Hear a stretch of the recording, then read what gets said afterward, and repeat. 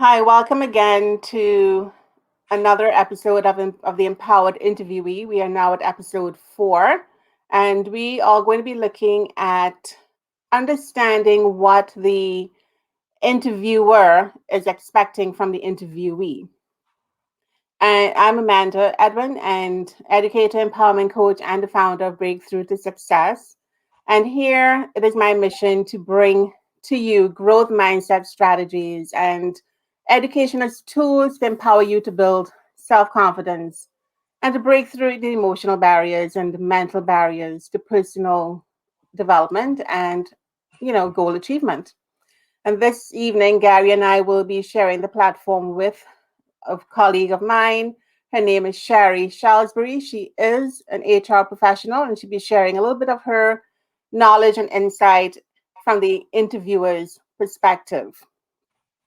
And before we go on, I must take a moment to recognize Indigenous Month. June is Indigenous Month.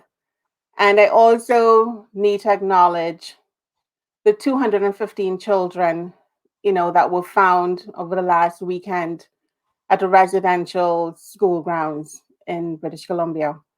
It is a heart-wrenching situation. I feel their pain, and I do want to lift them up in prayer, as they go through their grieving process. And tonight, again, I wish to acknowledge that today I stand on the traditional territory of the Haudenosaunee, the Anishinaabe, and neutral people.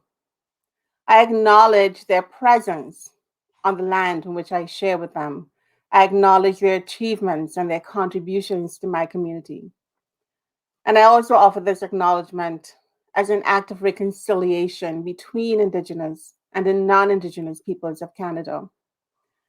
And at this time, I would like us to just have 1 minute of silence and silent prayer for the 215 young children who've lost their families and who have been buried over these last many years and lost their families, and the pain that their families are going through right now.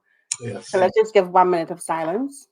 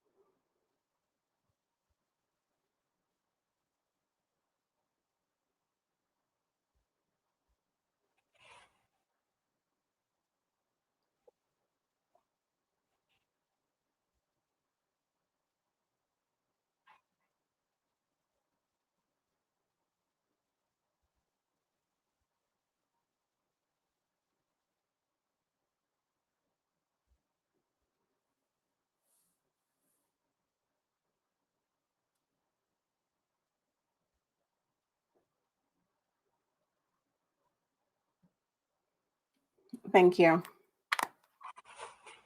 All right.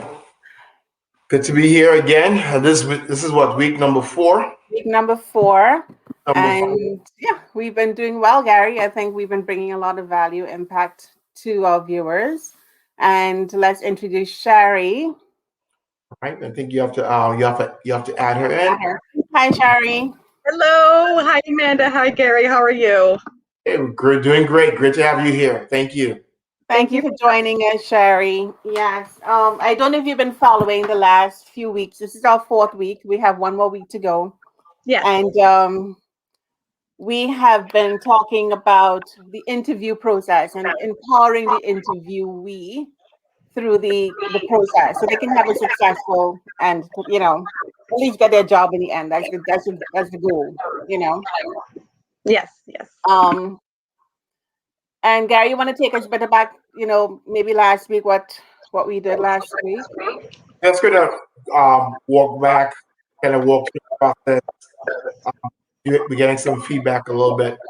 That might be on your side, Sherry, if you want to mute a little bit. But we start off with your social presence. the LinkedIn, the Facebook, the professional presence, what that looks like, tightening that up a little bit. Then we came forward in terms of preparing yourself, learning about the company. We'll hear a little bit on the other side of that tonight, learning about the company, know exactly what job you're looking for, right? And what the requirements are, matching that resume to that job requisition, what's being applied out there. And I spoke to my niece today, and she told me she has a management resume and she has a technical resume. I said, great, you must be logging into our program. She's like, no. I'm like, then I sent her the link afterwards. So on top of that, also being prepared for the interview, how you sit, how you dress, how you present yourself to that first person you meet in the office, knowing exactly the distance it is to travel to get there is Yeah. important. How to answer situational questions, right? Situation, the action, results. Prepare those answers for the interviewer, as well as you yourself have particular questions you want to ask about the company, about the culture. Even when can you start, right? Which is like asking for the job. So we went through those, and then we went through the differences of video interviewing, in-face interviewing, as well as online interviewing, real-time virtual interviews. We went through all that. So, and that's where we are right here at this point in time, right? So we are happy to have you on the other side. We always, we don't like to get that letter or that email that says sorry, even though it looks like you present yourself rather well. We decided to go with other people. That kind of like it's not you email, right? So now we have the other side tonight. Back to you, Amanda. Yes. So let's try getting into it because we have a lot to talk about. Yes, we do. Oh, Okay. yes. So Shari, because you're going to be doing a lot of the talking here because you're bringing your insights into this whole thing. Yes. And so tell us a little bit about, let's start off talking about you a little bit and your experience in the field.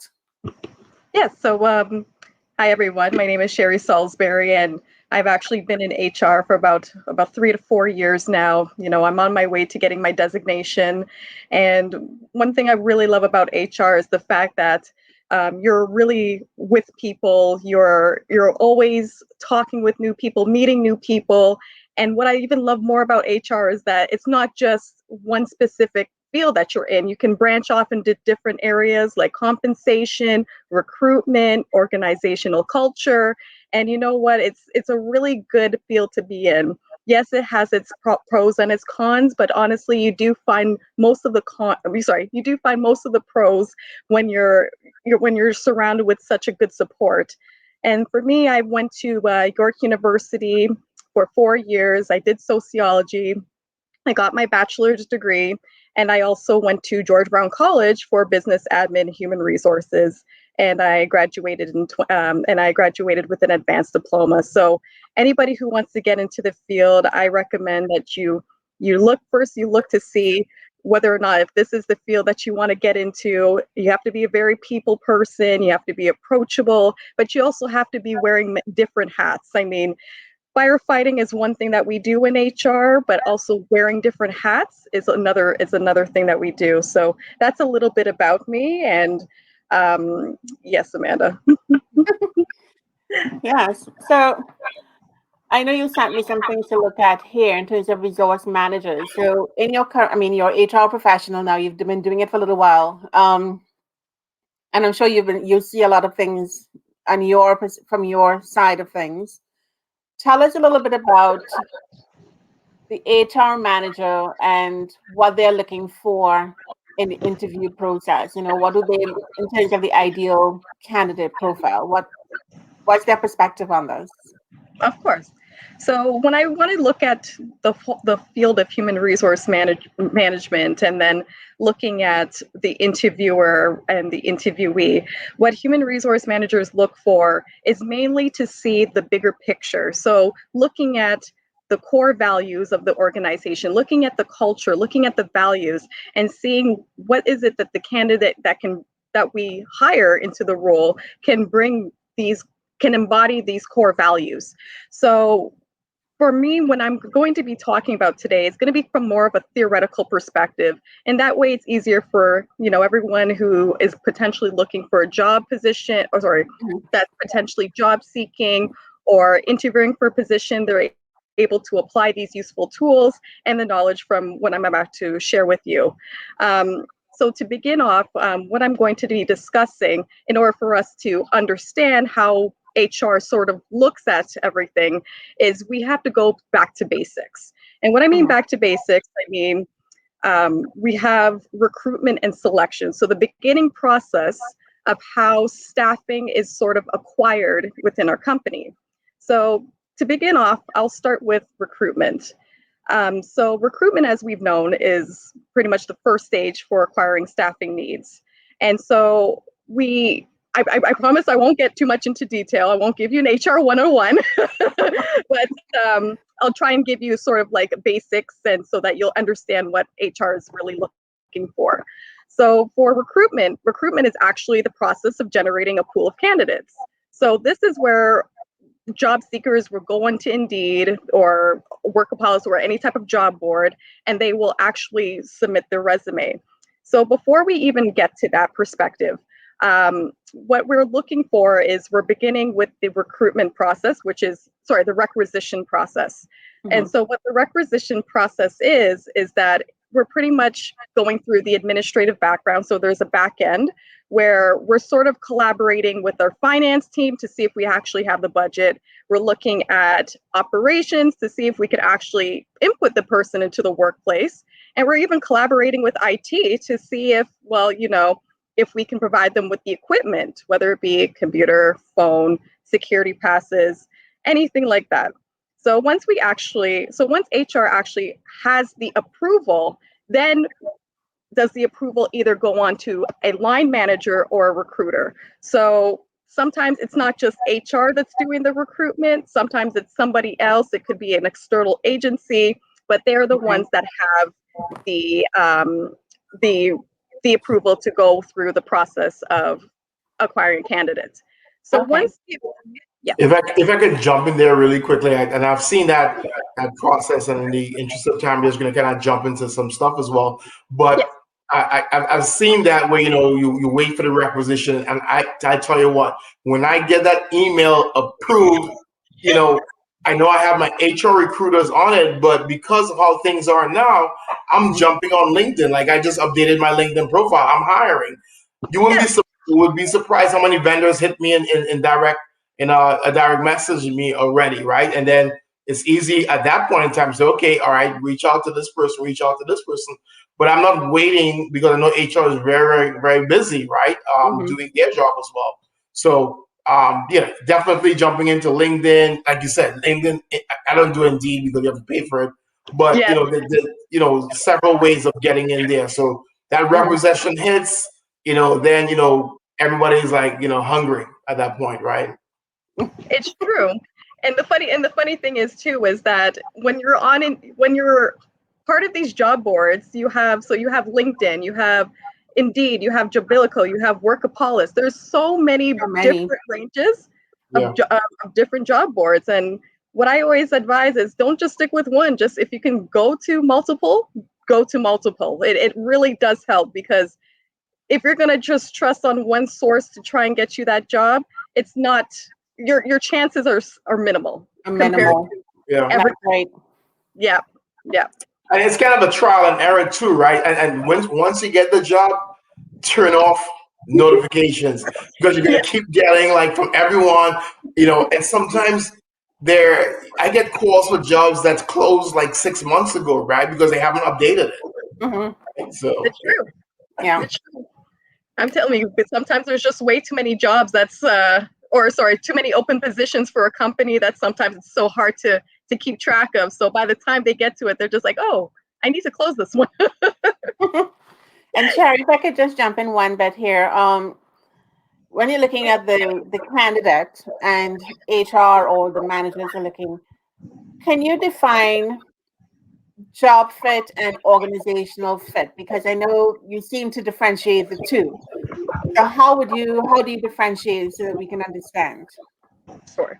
So when you're looking at job fit is more to see whether or not the actual employee has the behaviors, has the understanding to actually do the job properly. Because even though we have so many different types of candidates, we always want to look for that one. We're not looking for the perfect candidate, we're looking for the ideal candidate. So the ideal candidate that has the behaviors, the attitudes, the skills, the abilities, that person that can actually embody and be a job fit for that organization.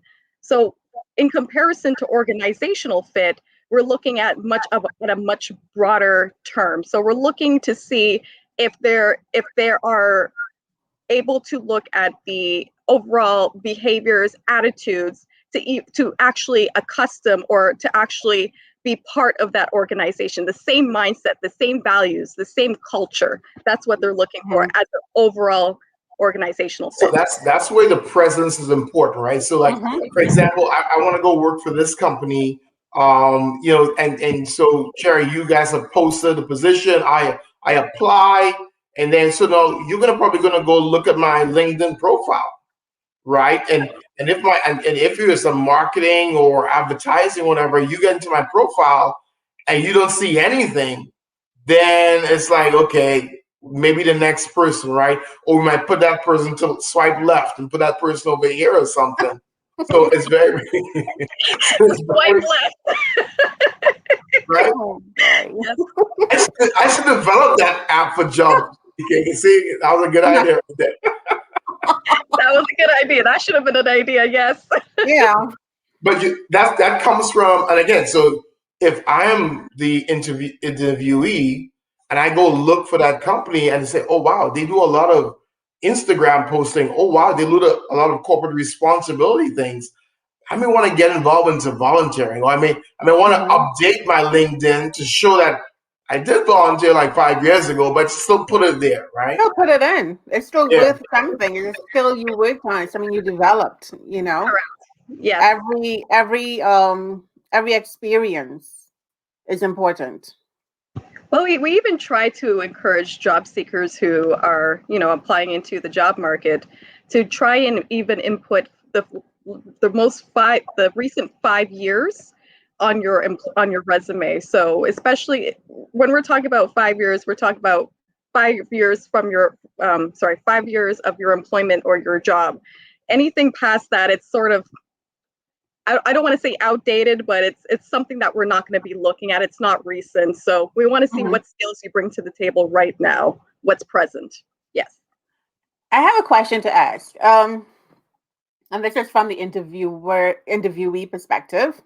So I'm applying for a job and I look at the job ad and there are a bunch of skills you're looking for. Now you said you're looking for the ideal candidate, but I don't have some of those skills that they're looking for or some of those things, but I think I can do the job. I mean, I have enough. I think I can apply for the job, but people get turned off by that. They don't.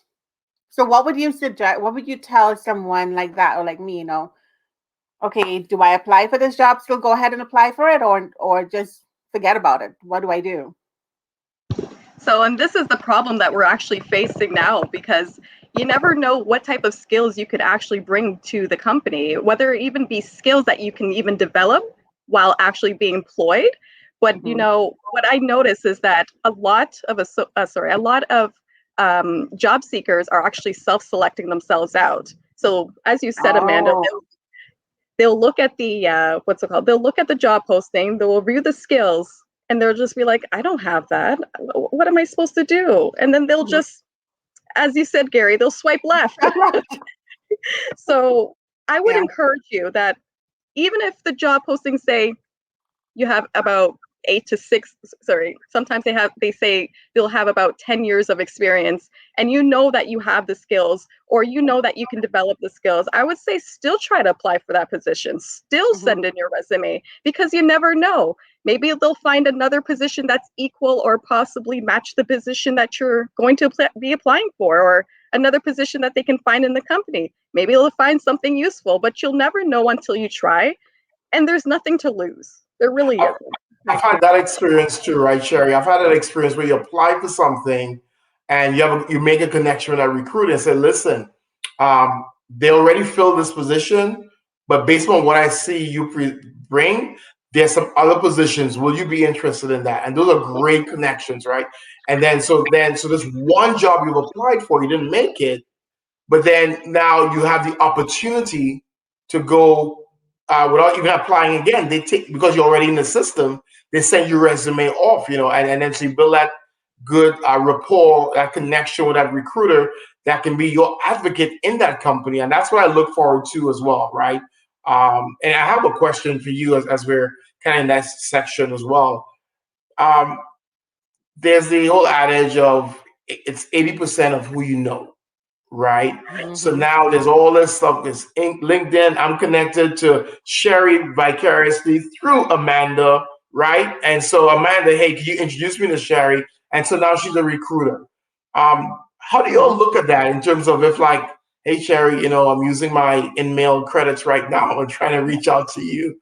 How do you all feel about, because you get a lot of like pings that way to say, they kind of like jump ahead of the pile, and how is that viewed? So from an HR perspective, I can honestly say that you do get a lot of networking. So it's a lot of networking, and like you said, Gary, it's this person who knows that person, but sometimes that person will go around and another person just so they can reach out to me. And yeah, you do get a lot of that. And honestly, it is a positive. It is positive, and the reason why it's positive is because since you are part of that connection, that one recruiter can go back to that other person that they were connected to and say, hey, do you know this person? Are they good? Is this a reference that you can, refer to? Why not? I mean, because of the fact that we are now living in a technological age, and now LinkedIn is the new Facebook for employment and things like that. It's really important, and it's true. It is 80% of the connections that you know, but also it's the connections that you don't know. So if you do see someone, say for example, a recruiter or even another HR manager, and you know that you can send out an email or a message through LinkedIn and say, hey, I'm not interested in a position yet, but, I want to learn more about your company. And I want to know, what just a little bit more facts, and just start to get that connection going. I mean, I had some job seekers who actually did that. They reached out, and then later on they were able to connect, and they were actually able to have a job. And it all just starts with that one little email and that one little risk taking. And yeah. And that's an important point you make there about the risk taking, because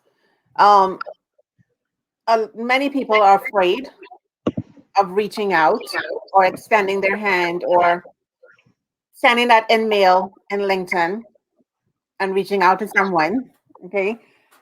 But you're right. You never know where it's going to end up. And you might very well get the job or another one you weren't even looking for, in a different place. But it's a networking. I always stress networking. I have never had, and of course I do put my hand up, I have never had, I call it my cold networking, right? It's like, hey, do you know me? Well, do you know Amanda? But I have never been turned down, right? It's always been, let me see what I can do. It's always been a great experience, Shari. So thank you for you and your craft and what you guys do there. I want to jump to a question about how do you decide to go external, right? You have all these people, within the company, maybe, right? And sometimes you go internal, external. Are you really trying to play them against each other because you want to? Because again, those internal, they understand the culture, right? And they may be able to do the job, but you want to probably bring somebody in to maybe jockey that position a little bit, or what's the thought process when you go external? Is it really you don't have it internal, or you want to see a fresh breath of something else? No problems. So when we're looking at recruitment as a whole, and say for example, there's a posting that needs to go up, we always have to look at to see if this is a posting that requires internal movement and retain talent and have new employees jump into different roles.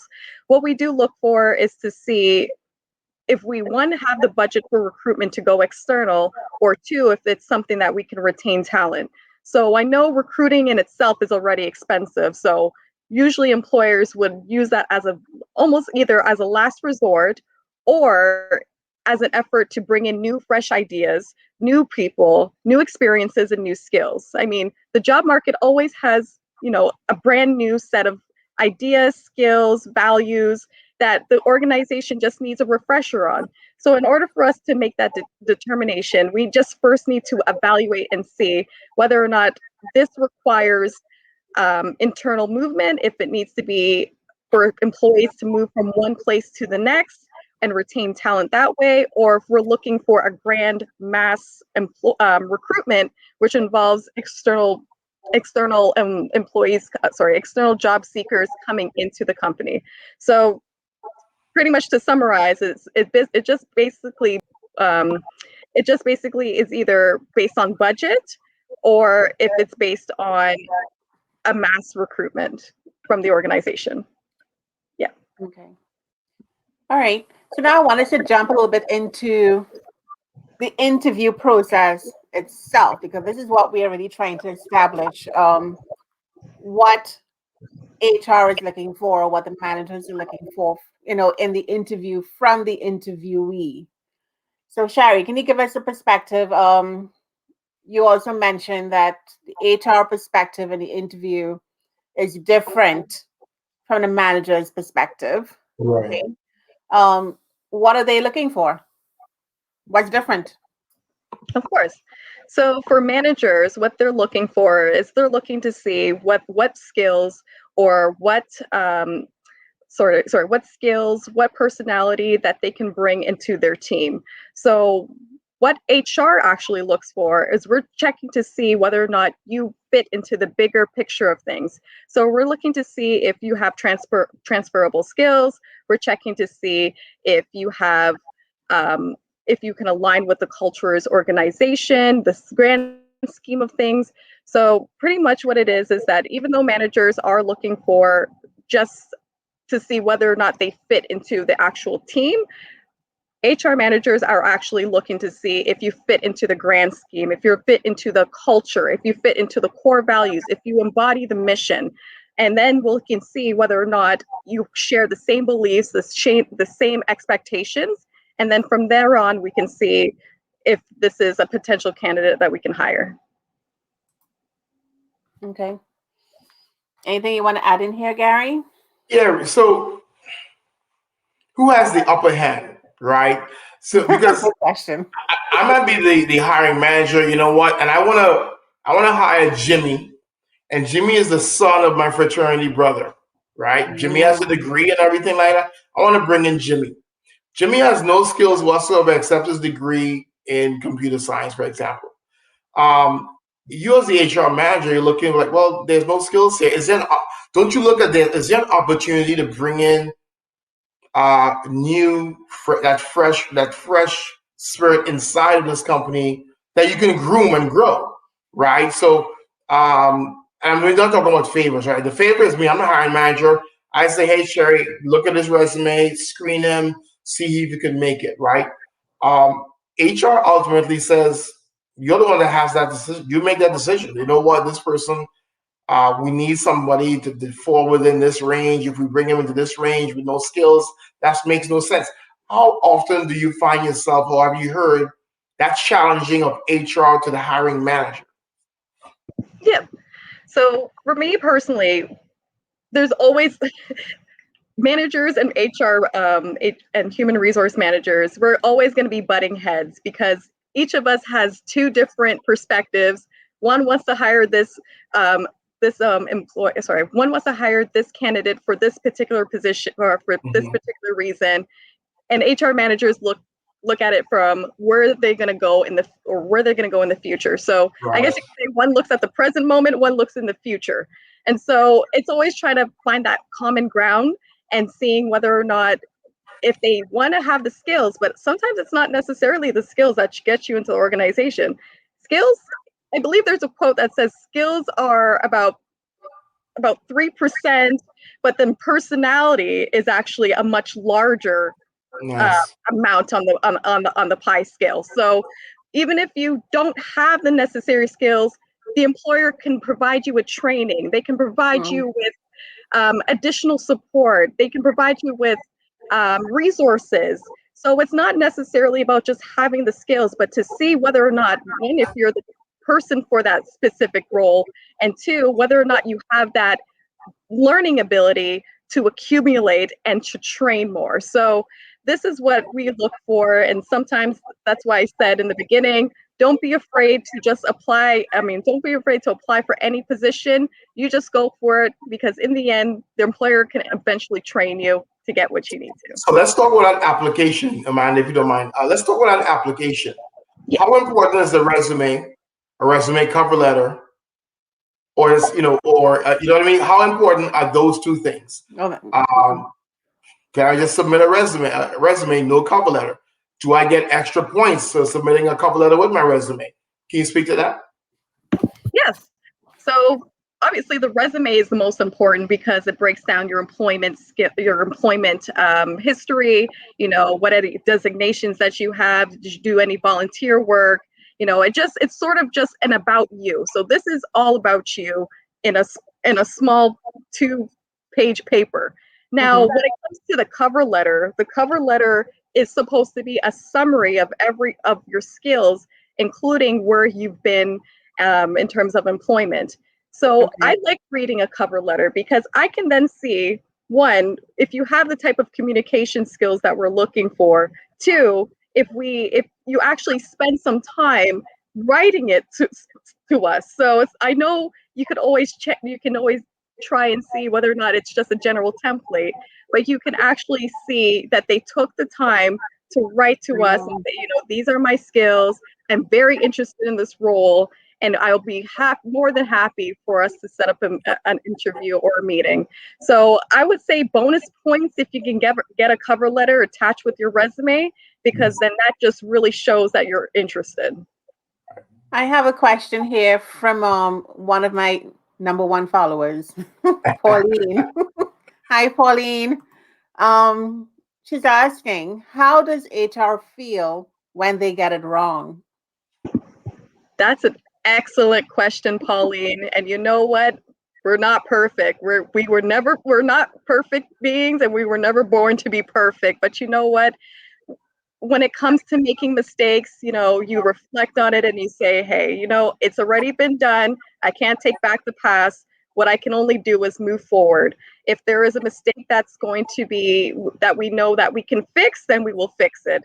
If it's something that we know it's something that's not going to majorly impact the company, then we know then next time we'll review our processes, we'll review our procedures and policies to ensure it never happens again. So we don't dwell on it.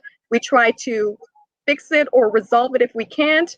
Otherwise, then we'll make sure going forward that we implement the processes and procedures to prevent it from happening a second time. I think pointing to the onus is also on the person who was hired, because they may have they may have presented a really good story. They have been presented a really good resume, and they did a great job.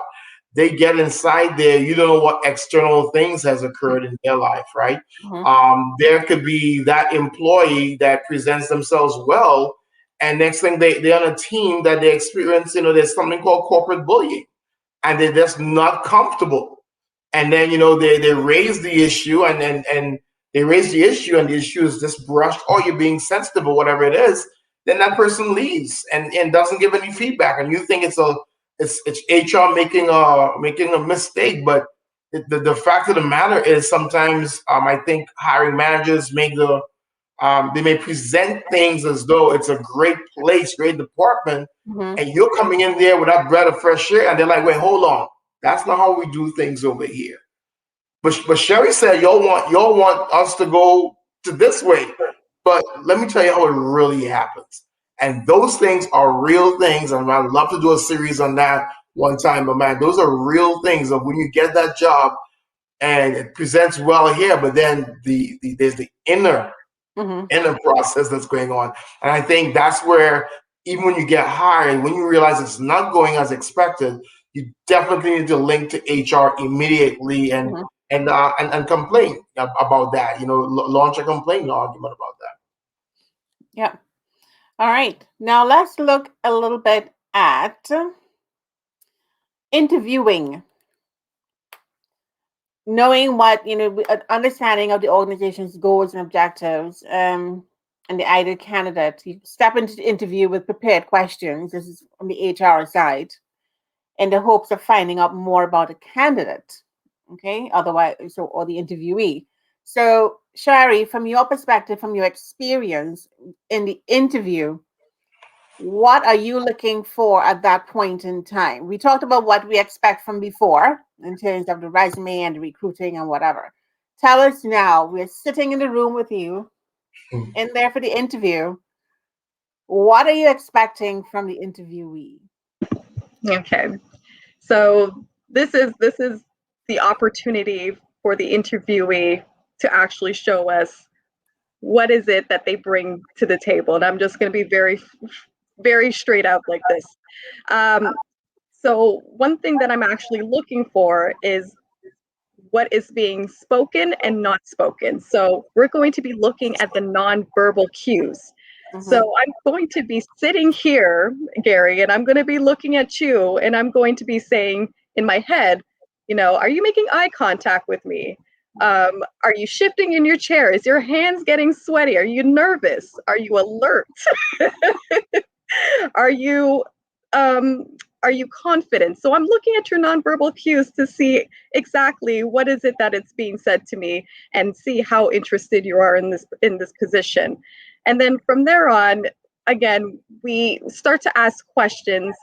And funny enough, there are actually different questions that we do ask you about. So I'm going to give you sort of a rundown to what to expect, and the reason why we're asking. So we'll start with the about you question. So I know a lot of interviews start with this. And the about you and opinion-based questions, it's all about you. And we ask questions that are geared to information to get, just to get a little bit about you. So we all know the famous one. Tell me about yourself. Why are you leaving your current role? Where do you see yourself in the next 5 years? And why did you apply for this role? And this is sort of, again, to break the ice, get to know you, and the opportunity for you to tell us a bit about yourself. And then after that, we start to ask you to see whether or not you know a little bit about the position, or if you know a little bit about the company. So again, anyone could apply for the position, but sometimes I do get candidates that come in, and when we ask them, hey, tell us, what do you know about the company? And they're blank-faced. We've encountered that, right? At least we've seen it. Yes. Yep. Or sometimes they talk about the wrong company. I've had instances where I've been doing interviews with people, and because the companies may have similar names, they actually research the incorrect company. And when you ask them, so what do you know about the company? And they go down, like I told Gary last week, they go down a rabbit hole, talking about the wrong company. I'm thinking, okay. Yeah. And then we have to kind of correct them in the interview. Yeah. And we live in those times too, where, I heard the job market is hot, meaning that there are a lot of jobs out there, right? And it's becoming competitive again. Thank God for that. But there's sometimes you might be applying to 15, if you're unemployed, you're applying to 15, 20 jobs, in a month potentially. And so, yeah, definitely do yourself some justice. So when you get in front of you and you're asking these questions, I might be a little bit jittery and nervous and stuff like that. How important is it for HR to stick to the script? How important is it for you to get through your behavioral questions, as opposed to you really wanting to know, why is Gary here today? I interviewed with this guy one time. I think he was a VP of Domino's, right? And he was with this other company I was interviewing for, and he said, "So why did you choose this career for like 2 years?" And I said, "Quite frankly, I needed to feed my family." And he's like, That happened to me too. I totally respect that. Next question. So connecting, right? Is it really about connecting, or is it if you answer this way for this behavioral question, that means they can't do? Is it still that way, or is it more really about connection? Yes. So funny enough, Gary, there is actually two types of interviews that you can experience. One is what you're probably referring to when you have questions and you're scripted, that would be considered the structured interview. And this one is more designed to see if there are specific questions that are coming from the employer that they want the actual interviewee to know before they apply for that position.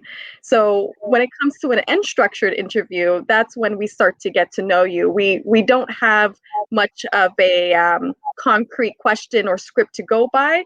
It's more of a, let me get the feel. Let me see my gut feeling to see if this is the correct candidate for this position or if this is the correct candidate for this role.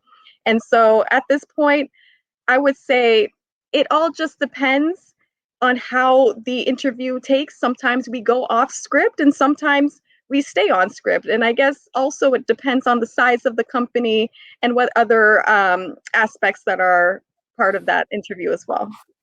Okay. Shari, let's get a little bit into now. You're talking about the questions that come up. So the behavior questions and the weakness questions. Gary and I talked about situational questions in the last couple of weeks. So let's get a little bit more into the weakness questions. That to me is one of the most difficult questions in any interview. So can you, give us an insight into that? Of course. So again, some interviewees also encounter that weakness question, which is, what would you consider to be a weakness you have? And I think the first thing that most interviewees would say is that they'll say, oh, I'm bad at math, or I can't, I'm not good at communicating, or English is kind of difficult for me to learn. So we have actual weakness questions that point out your weakness. And I can honestly tell you that if you do come out and say your weakness, it's not going to be in your favor. So say, for example, I'll use the example of mine and how to sort of answer that question. So you don't want to be too honest, and because if you're too honest, it might come off as a negative aspect. So what you want to do is that you want to say the weakness in a way where you're providing what type of cause or the cause of the weakness, but you also want to add the solution to it. So say, for example, I obsess over small details to the point where I tend to miss my deadlines, or I'm close to submitting it to my deadline and then it just doesn't turn out well. Mm-hmm. So how I would sort of explain that is, there are times when I'm given a project and I focus a lot on the detailed piece that I lose track of time.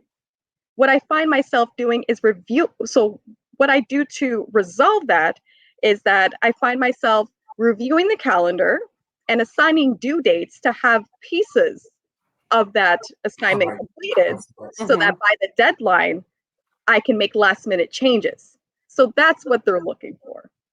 That's good. That's awesome. Yeah, I like that. That's really good, because I always, as I said, that's one of the most difficult questions. You find people stumped in an interview when they're hit with a question. So what's your, what do you think is your greatest weakness? I'm thinking, oh my goodness. Yeah. I like that. I would definitely like that. You're stumped, I'm thinking, how do I answer this? But this is where preparation comes in. And we have talked about this in the last couple episodes as well. Preparing for the interview, preparing for questions similar to this.